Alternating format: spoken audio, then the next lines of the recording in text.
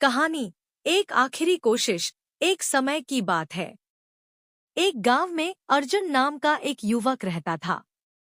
वह बहुत मेहनती था, लेकिन किस्मत हर बार उसका साथ छोड़ देती थी। कभी व्यापार में घाटा, कभी नौकरी हाथ से निकल जाती। धीरे धीरे उसके भीतर हताशा घर करने लगी।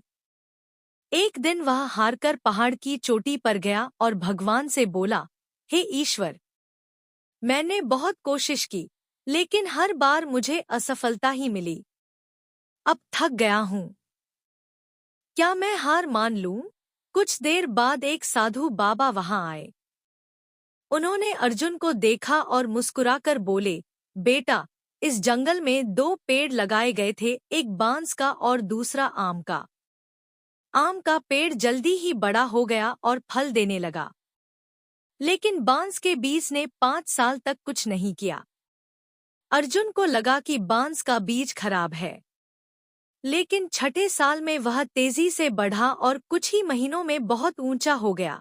अर्जुन ने पूछा, पर 5 साल तक वह कुछ क्यों नहीं कर रहा था? साधु बोले, वह 5 साल तक अपनी जड़ें मजबूत कर रहा था, ताकि जब वह बढ़े तो गिर न जाए। फिर उन्होंने अर्जुन की आंखों में देखा और कहा, बेटा, तुम भी बांस की तरह हो। तुम्हारी मेहनत व्यर्थ नहीं गई है, बस ईश्वर तुम्हें मजबूत बना रहा है।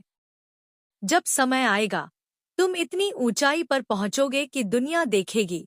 अर्जुन की आंखों में आंसू आ गए। उसी पल उसने तय कर लिया, मैं हार नहीं मानूंगा। समय बीता, अर्जुन ने फिर से कोशिश की। कुछ महीनों में ही उसे एक अच्छी नौकरी मिली।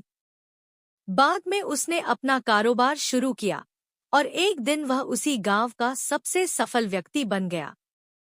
कभी भी अपनी मेहनत पर शक मत करो।